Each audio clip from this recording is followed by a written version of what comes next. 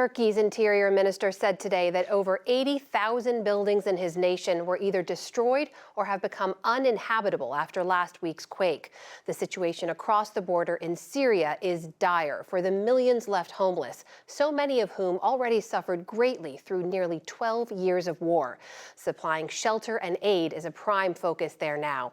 But remarkably, people are still being pulled from the rubble after a week and a half. Another miraculous rescue. Mustafa Avci was pulled from the rubble in Antakya after more than 10 days. His first phone call was to his brother. "I would die to see you smile," he told him. But most hope has faded elsewhere. In Kahramanmaraş, the epicenter of the second quake, families finally found their loved ones only to bury them. We waited by the fire for 10 days to get the bodies of our family members from under the rubble. 10 days. Turkey is grieving and praying for those dead and alive. Across the border in Idlib city in northwest Syria, 9-year-old Noor Mohammed has been alone at this hospital since the earthquake. Today, she's being taken to her father. Their first embrace in 11 days. In the tent city of Salkin, thousands of Syrian families now left to live in the ruins. There's hunger and a childhood scarred. Muhammad Ali and his children were lucky to survive, but nothing much is left of their home. They've lost 27 members of their family. The remaining survivors live in this tiny tent, 17 men, women, and children. Everything they now own piled in this corner. We need tents to use as makeshift bathrooms. We've not cooked a single meal since the earthquake. The first day or two, they brought us meals. Since then, it's closed and they've given us nothing. We need gas, things to cook with. At the tent next door, 25-year-old Absi Ahmed Obeidi and his aunt, Zara Abidi, struggle to care for his 4-month-old. He's all they have left. Ahmed lost his parents and sister. His wife is seriously injured. We need everything. What can I tell you? I'm in this tent and all we have is a space heater. No food, not drinks, nothing. I left barefoot. I didn't take anything from the building I lived in. It's all rubble. We don't have milk for this child. We don't have anything but this tent. Some people gave some rice that we made starch from for the child to eat. We don't matter. We're used to it, but not our children. We need things like milk, diapers, warm clothes, and health services. The needs here are enormous, but hopes have long since dwindled for these Syrians displaced by yet another calamity. For more on this, we turn now to Dr. Zaher Sahloul, president and co-founder of Med Global, an organization that provides medical support to conflict zones around the world. He was raised in Syria, went to medical school there, came to the United States in the early 1990s. Dr. Sahloul, welcome, and thank you for joining us. Tell us a little bit about what your team is doing right now, what they're able to do on the ground in Syria, and what additional aid is needed. Thank you, Amina, for having me. Our team started working right after the earthquake. We have a team of 200 doctors and nurses and humanitarian workers. We run 2 hospitals and multiple clinics. As you know, this is an area that has 4.2 million people.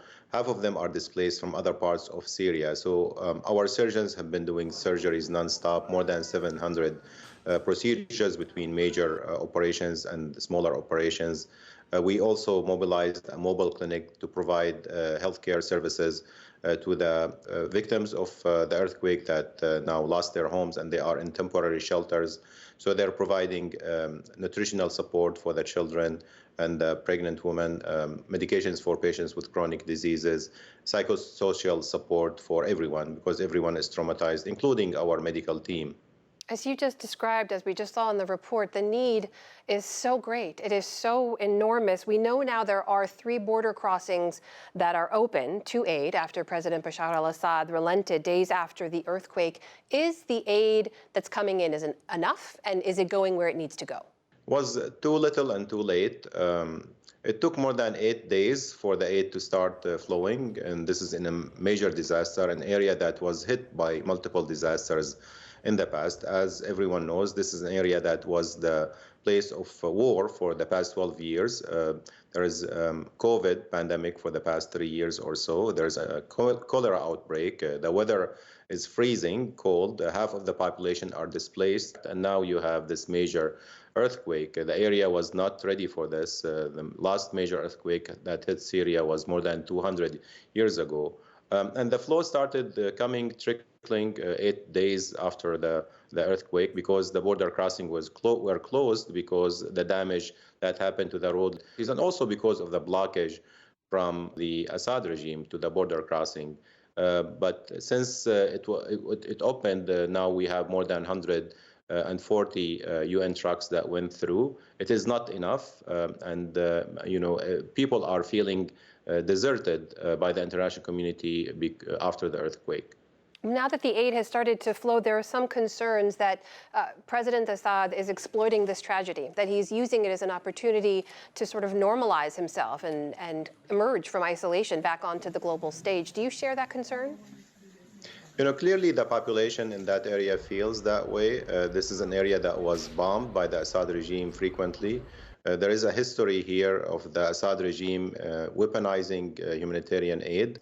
And because of that, people are fearful in Idlib that if humanitarian assistance were given to the Assad regime, then they will end up manipulating it as they have done in the past and preventing the population from getting any aid.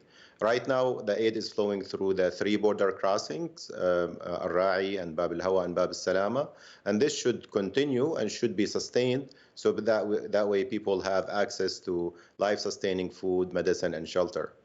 So the problem here, and this is where I'd love your take, is how can the United Nations, how can the U.S. continue to provide the aid that's needed and at the same time not empower Assad? I think our U.S. policy was clear and right, which is basically providing the aid to the population through the local NGOs directly and through the UN, of course. Local NGOs should be supported and funded directly by the USAID and other international funders because they know what are the needs of the population. They react much faster than the UN, as we have proved in this crisis. MediGlobal team and other NGOs started responding to the crisis few minutes after the earthquake. The UN took them more than 8 days to get there. Unfortunately, what will come after the first shock from the earthquake will be even worse because of the outbreaks of diseases, including cholera and other conditions, and because of the malnutrition that will get worse, and because of the mental health trauma that affected the whole population. So Syria should be lifted as a priority to the U.S. administration and to the international community. The silver lining of the earthquake that people are paying more attention to Syria, and maybe the Biden administration should pay more attention to ending the Syrian crisis politically and exert all of its diplomatic power to end the crisis. That is Dr. Zaher Sahloul, president and co-founder of Med Global. Thank you for joining us. Thank you.